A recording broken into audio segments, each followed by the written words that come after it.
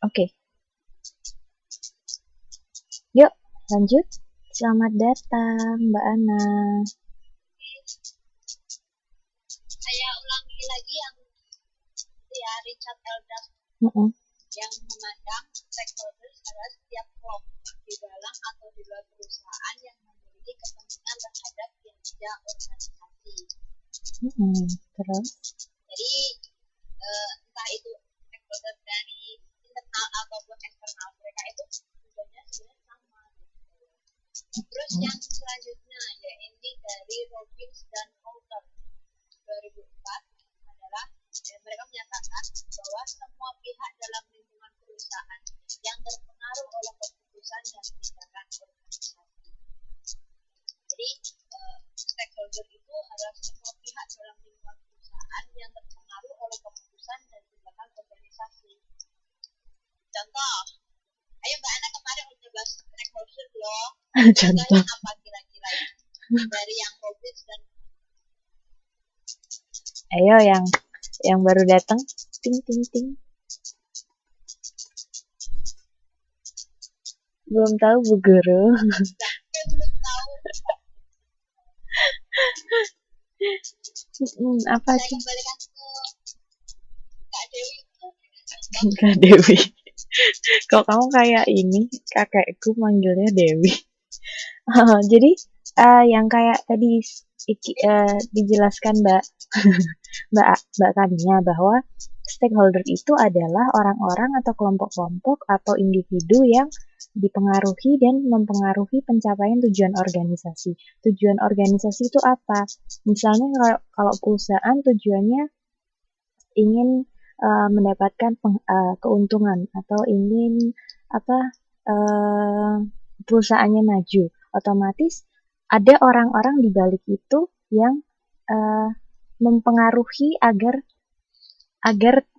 pencapaian tujuan itu, pokoknya agar mereka dapat laba. Jadi mereka ada kelompok internal dan eksternal, di mana internal yang kayak tadi ya, perusahaan tuh punya karyawan bekerja keras untuk mencapai tujuan perusahaan agar dapat laba banyak gitu misalnya, atau perusahaannya biar maju gitu. Tapi kalau umpamanya karyawan juga males, otomatis itu kan juga mempengaruhi pencapaian tujuan organisasi. Nah, mereka adalah stakeholders. Nggak cuma yang di dalam, tapi di luar kayak pembeli, kayak tadi ya yang udah dijelasin, pembeli, pelanggan, distributor, pemerintah pun juga termasuk orang-orang yang mempengaruhi pencapaian tujuan organisasi. Misalnya kayak kita produsen minuman keras gitu, tapi di pemerintah kita ada pelarangan atau pembatasan terhadap penjualan minuman keras kayak gitu. Otomatis pemerintah juga merupakan stakeholder kan untuk perusahaan kita. Nah, itu yang dimaksud stakeholder. Begitu? Mbak paham semuanya? Mau lanjut?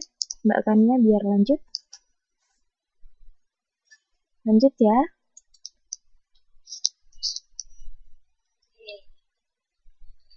Terus juga masih tentang stakeholder ya. Itu dari Infocom 1997 mengatakan bahwa sebagian besar perusahaan atau produsen bekerja sama dengan para perantara tersebut untuk suatu saluran pemasaran.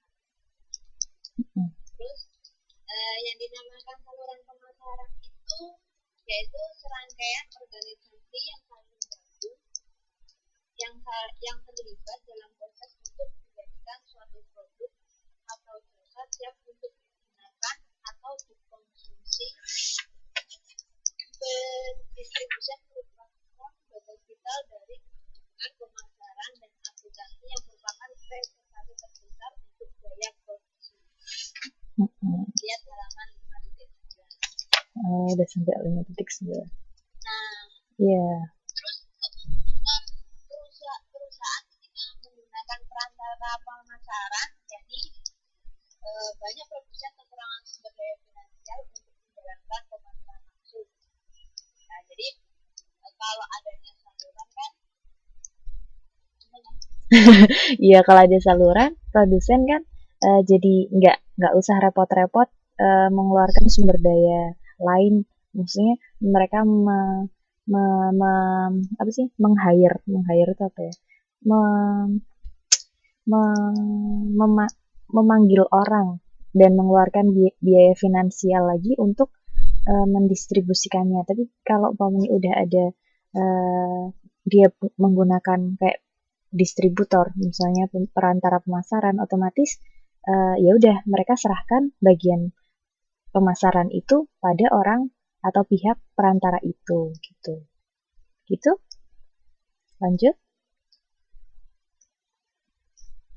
Paham, paham? Yang kedua, dalam kasus pemasaran langsung ternyata tidak layak. Kalau menurut saya mungkin karena apa ya? Kalau saluran pemasaran itu biasanya mereka kan udah beda gitu. Jadi mereka lebih tahu kondisi pasaran itu seperti apa gitu. Tapi beda dengan produsen. Maksudnya gimana maksudnya? Contohnya. Jadi kalau jadi gini, seandainya saya ini membuat baju ya. Terus habis itu saya nggak tahu kira-kira itu orang yang suka baju dengan buatan saya itu orang daerah mana gitu. Jadi saya butuh perantara. Iya. Jadi kalau semuanya saya datang langsung ke tempat A itu belum tentu. Kalau barang saya itu diminati orang A gitu. Mungkin saja barang saya diminati oleh golongan B. Jadi saluran pemasaran itu mungkin mereka lebih menguasai kondisi pasar gitu. Iya, bisa seperti itu. Jadi dalam beberapa kasus tuh kadang sales, iya. Jadi ada kan kadang kita apa ya contohnya ya? Kayak tadi juga bisa, cuma apa ya contohnya? Gitu juga bisa. Maksudnya kadang kita kalau direct selling kayak jualan apa ya yang misalnya aja ya tas tas ini apa sih ngomongin tentang penggunaan perantara pemasaran.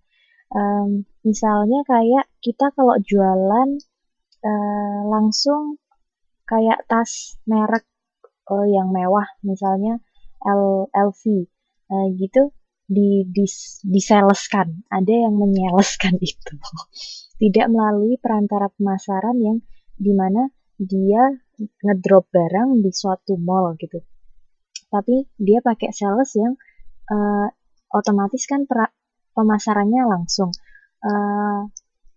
Karena itu merek branded, karena itu merek bagus, orang pasti akan bertanya-tanya, kok kesannya murahan ketika ada sales atau orang yang pihak langsung, pemasar langsung yang datang ke rumah-rumah. Kayak gitu misalnya gitu. Jadi ada beberapa kasus yang pemasaran langsung itu tidak tepat untuk produknya. Jadi mereka lebih memilih untuk menggunakan perantara pemasaran. Seperti itu. Gitu? Paham? Paham? Lanjut? Lanjut nggak? Paham ya?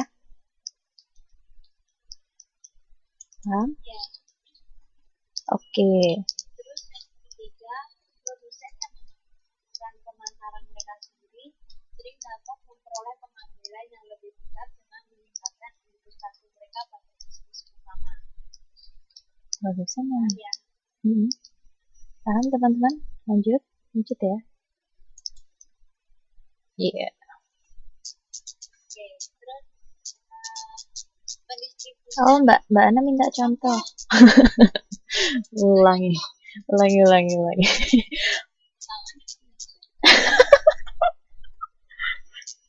Produsen, aku juga. Coba Mbak Kanya ada contoh nggak? Produsen yang membangun saluran pemasaran mereka sendiri sering dapat memperoleh pengambilan yang lebih besar dengan meningkatkan investasi mereka pada bisnis utama. Ini halaman berapa?